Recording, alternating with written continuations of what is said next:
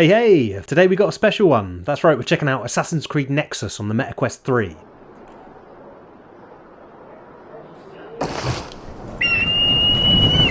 First up, I wanted to control our expectations going into this review. Assassin's Creed Nexus is not the perfectly polished golden child, and I don't even think it's the best VR game on the system, and I'm here to explain why. Let's not forget that this is all on the wireless standalone MetaQuest 3 headset, which in itself is very, very impressive. And this also isn't just another short tech demo, but rather a full-fat Assassin's Creed game. Well, sort of. Let's get into it.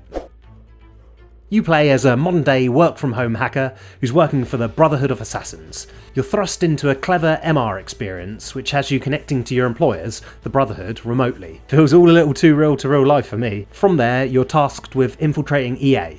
I mean Abstergo, the evil corporation that have the technology to send you into the past and embody characters from history. Abstergo want you to retrieve fragments of these historic sessions for their own questionable plans, while your double-cross objective for the Assassins has you planting virus programs instead in order to thwart these plans. It's in these historic environments where you'll get to control 3 characters, each with their own unique flavour. There's the original Master of the Renaissance Italy's Brotherhood of Assassins Ezio, Odyssey's Canon Mythios Eaglebearer Cassandra from ancient Greece, and finally Connor, Master Assassin of the Colonial Brotherhood during the American Revolution. Story here is pretty good, it's on par with the rest of the Assassin's Creed games, and it's enough to link the jumping between characters whose stories are centuries apart from each other. Now this game is not an open world game, but rather has smaller sandbox style arenas. The land is not as vast as what you've come to expect from all previous Assassin's Creed games. Does that make the game disappointing? Well, no and yes. No, because I think what we have here are some of the most unique and fully traversable environments in VR to date. They don't disappoint in their own right, but also yes, as we've come so far with Assassin's Creed Worlds, and the name does bring a level of expectation. I'll be lying if I said that it isn't a small shame that we'll never be sailing the seven seas as pirate assassin Edward Kenway from my favourite entry into the series, Assassin's Creed Black Flag. Not at least with this current game iteration, version. The very fact that big hitters Ubisoft are dipping their toes into VR is super exciting to me though. Fingers crossed it goes well enough for them that we do see that sequel. Hey look, that all may seem a bit doom and gloom, but what we have here is a super impressive game in its own right. Considering all this is running on the MetaQuest 3, which again is a standalone device on a mobile chipset. All 3 of the settings look stunning, the geometry is well planned for an assassin to do assassin-y things in an Assassin's Creed game. Each of these 3 sandboxes for each respective assassin are very different, with unique set dressing, NPC attire and musical score to match the location's era. There is a lot going on screen here, with a load of geometry being rendered at once, along with really impressive amount of NPCs on screen at any given time. The markets are full of denizens going about their day and shopkeepers calling out their offers to the Boston market. It's really fun walking through and seeing these environments in the first person for the first time. Stepping into ancient Greece was a real wow moment for me, seeing the temple on top of the hill, knowing that like all Assassin's Creed games you can climb right up to the top of it. And that rings true for almost any geometry in the environment for that matter. The game seems to employ some sort of technology wherein any edge can be grappled, even the corner of a smooth building, so you can climb up anything.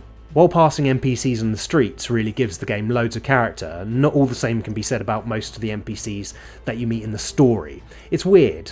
Some are and some aren't. Check out Dominica Wilk, an employee of Abstergo and voiced by Morena Baccarin from the series Firefly. You meet her at the start of the game and the performance is great and the facial expressions are solid. But now check out these other examples of characters you meet in the game while playing as the assassins.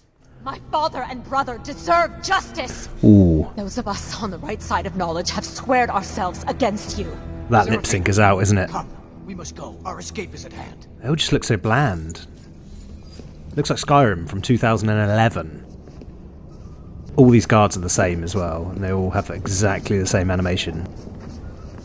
Not great, is it? Again, it's not everyone though. I think the characters you can see here in Connor's section look great. The lip syncing isn't so bad with this dude. Check out some of the faces in the crowds. I think they certainly look the part. Regardless of the consistency of the character models, I'm pleased with the sheer amount of dialogue in the game, and most of the actual voice performances from NPCs and the player characters are great. Connor's lines are sometimes a little dry. Also, the game features a fully rendered body for each assassin to play as, arms and legs and all.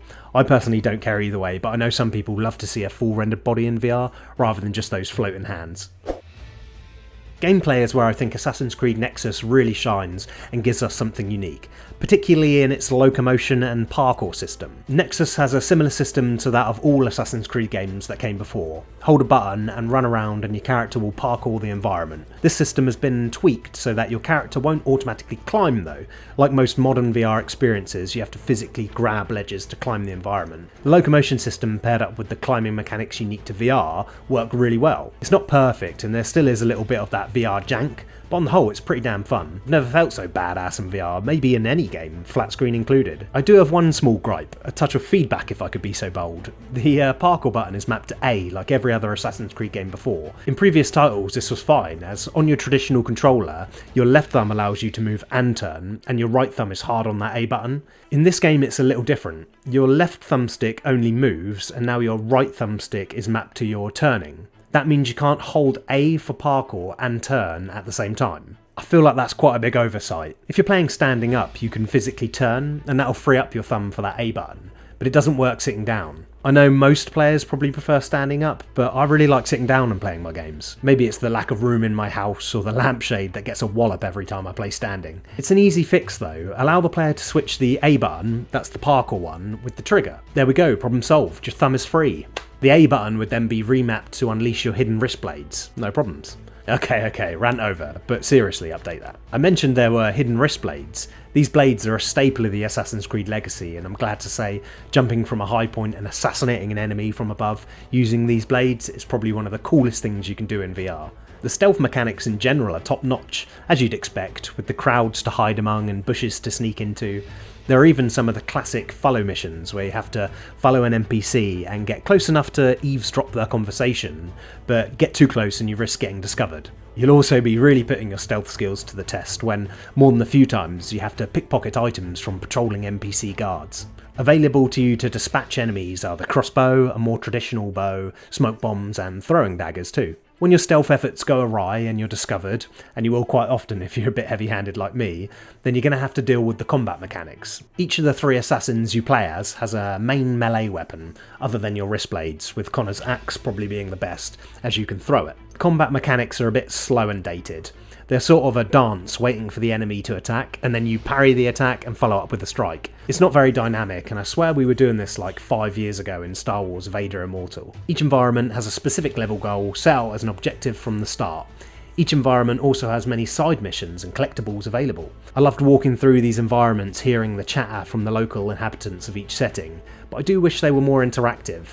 The NPCs are really uninteractive. This is where I feel the game lacks in polish and a little unfinished if I'm honest. I found the NPCs can act incorrectly or not at all. There is a part in Connor's missions where you can free prisoners, and an audio cue from Connor says that he'll free them if they distract the guards. When you free them, they look up at you, panic as you have a weapon drawn, and run away as fast as possible, and the guards don't give two hoots. There are NPCs with items in their hands that you can snatch.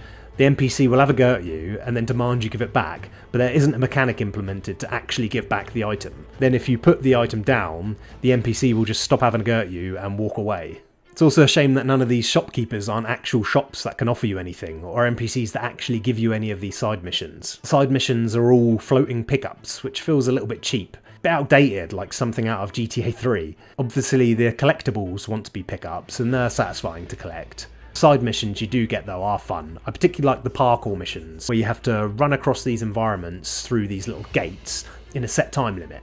Great for practicing this unique locomotion system in the game.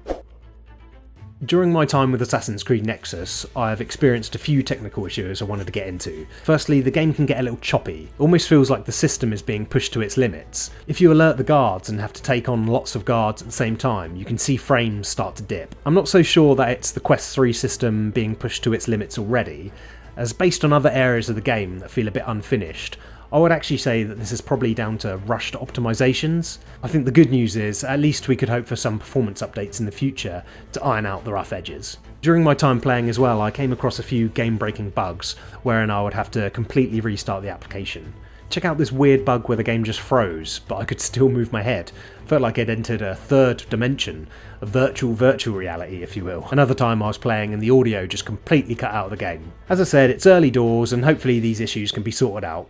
Let's talk about some positives though. I mentioned earlier the number of NPCs on screen carrying out their daily lives. It's really cool, and I guess it must have been quite a technical feat, as we haven't seen anything close to date, bar maybe The Walking Dead Saints and Sinners. As previously mentioned, the actual tech that allows you to grip all the relevant geometry is amazing. What about space on your SSD? Assassin's Creed Nexus takes up 18GB of storage. While this is a lot compared to most games on the system, I feel that it's actually acceptable. Compared to other big hits on the system, like Medal of Honor, that was 42GB. That was like the whole of my old Quest 2 storage allocation for games.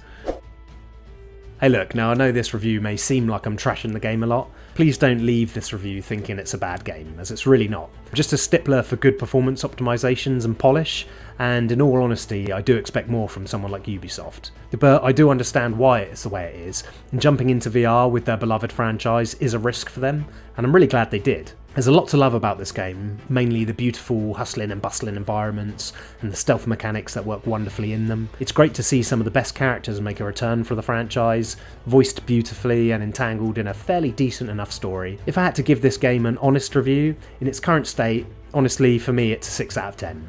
If the team did work on those optimizations and make it run a little bit better and update the controls, it could easily hit 7 out of 10. Thanks for watching Goosey Goggles VR, my name's Dan, see ya! Hey, today we're checking out Moss Book 2. This is a game I recommend as a first purchase for Quest 3 owners. You might just get a VR experience you weren't quite expecting with this one. We're starting off about halfway through the game on the winter level. The fate of Moss now lies in a tale that has turned quite cold to its readers. But it's here where the